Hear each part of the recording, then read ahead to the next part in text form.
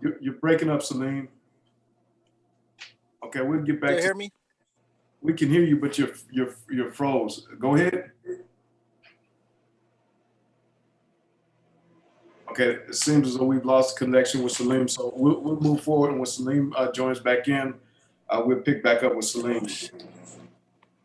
Don't do no. You hear me, Salim? Don't cuss in the background. You guys hear me? Yeah, we can hear you now. At least it wasn't a cold freeze You hear frame, me? you know? Yeah, we can hear you. Go ahead. Okay, I'm back. Sorry about that.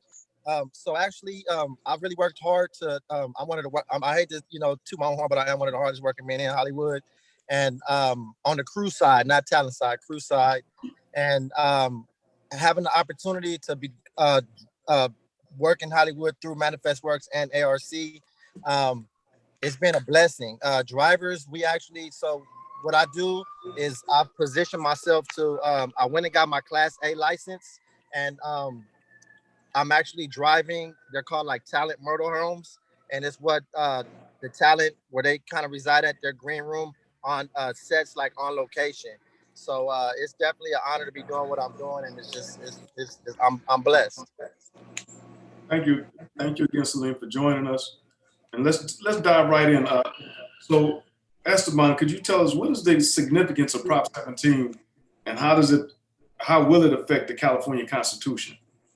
You know, I want Salim to kind of cover just the significance of it, just because I think it's important for somebody who is currently disenfranchised and is marginalized to be able to just speak to the significance and sense of urgency around this. So Salim, do you want to?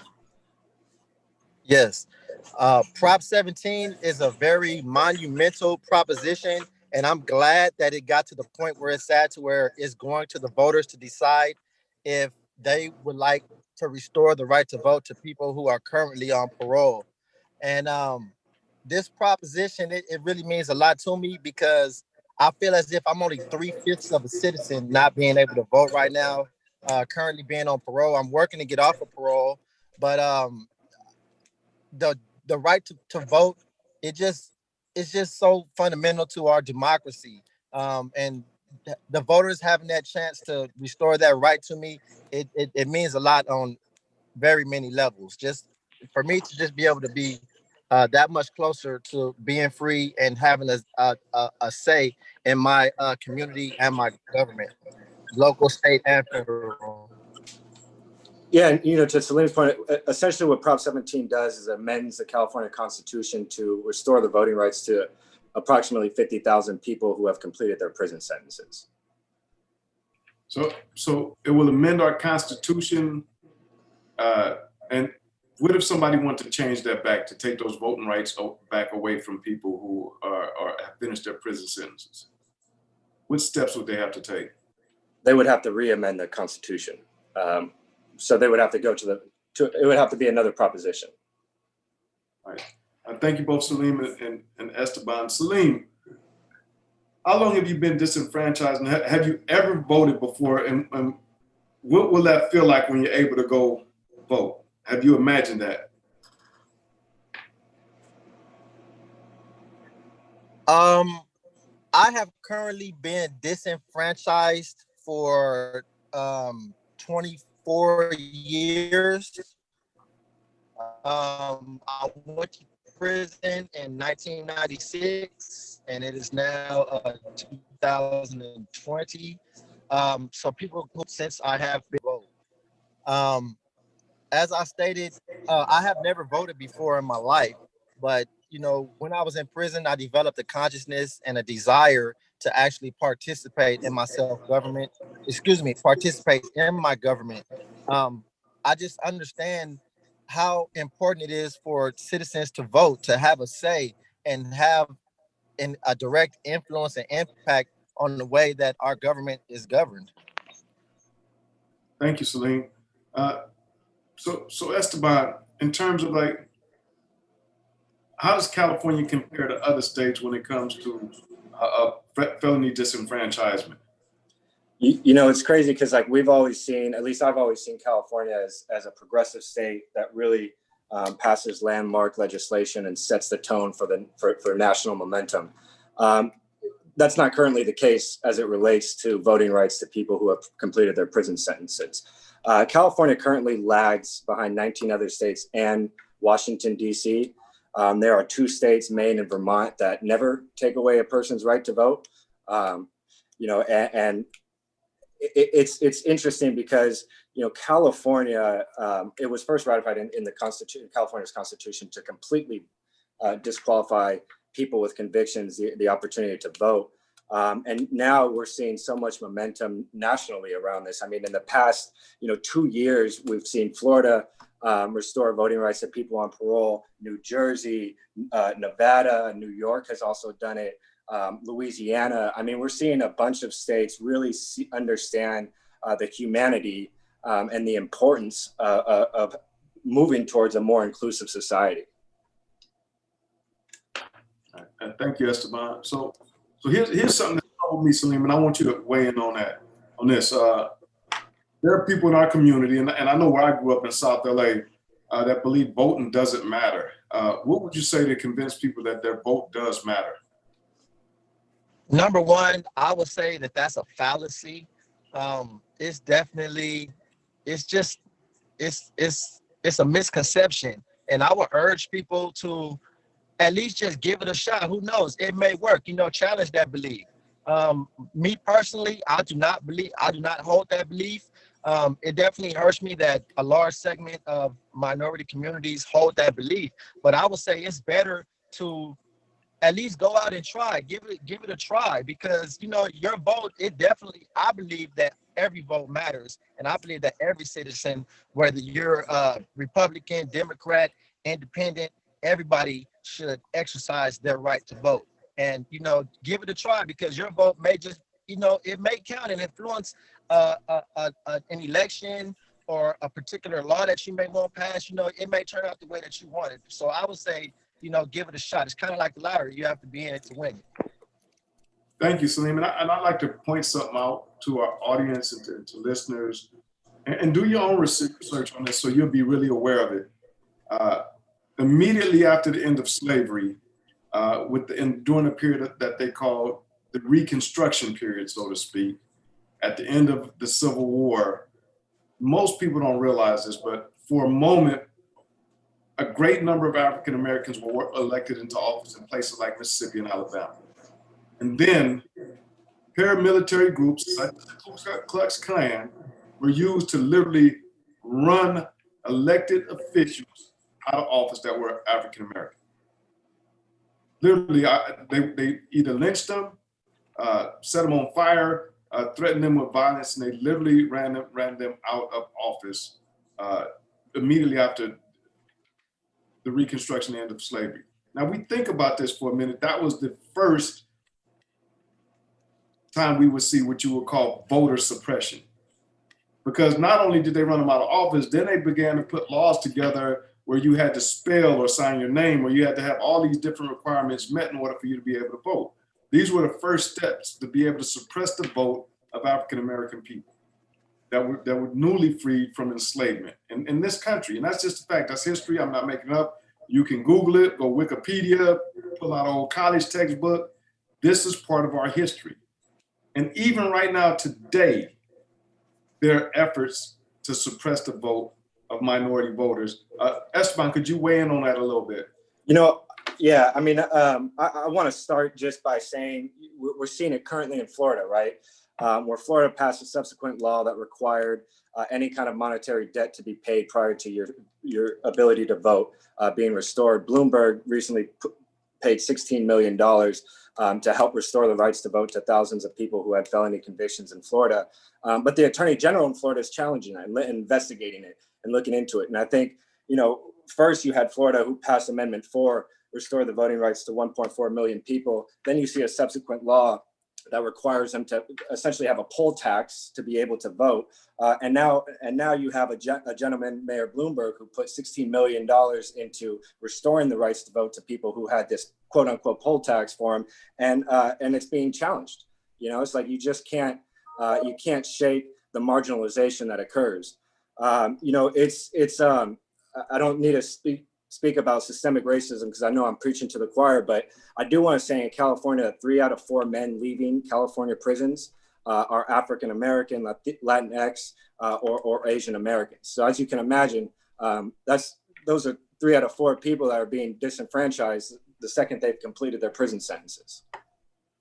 And so to people that are listening, if you live in a community where you hear people saying that their vote doesn't count, why they shouldn't vote, and give you all of these reasons, stop and think just for a minute. If your vote did not count, why would they be trying to stop you? Why would they be trying to suppress the vote of the votes that are coming out of minority communities? Ask yourself, it's a really, really basic question. If your vote didn't matter, be like, oh, so what, let them vote. It's not gonna make a difference anyway. But because your vote does count, because it does matter, there are efforts to make sure that you can't vote.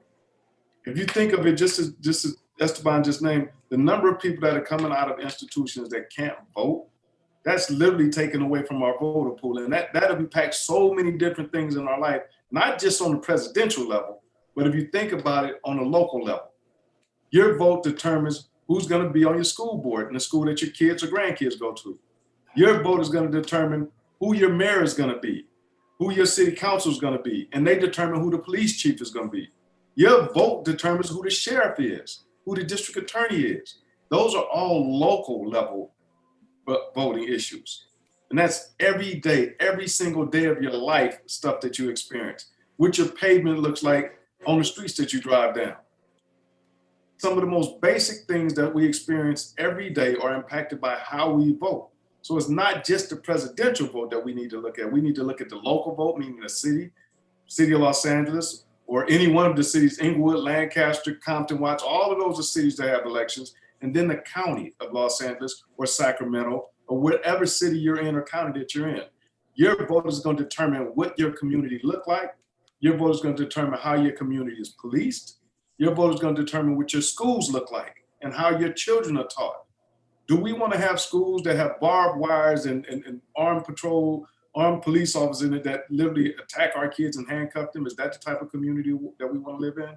Do we want to have elected officials that do not actually represent us and what we want in our communities? If that's how we feel about it, then we don't vote. But if we want to be able to have a say in what our everyday lives look like in our communities, we have to vote.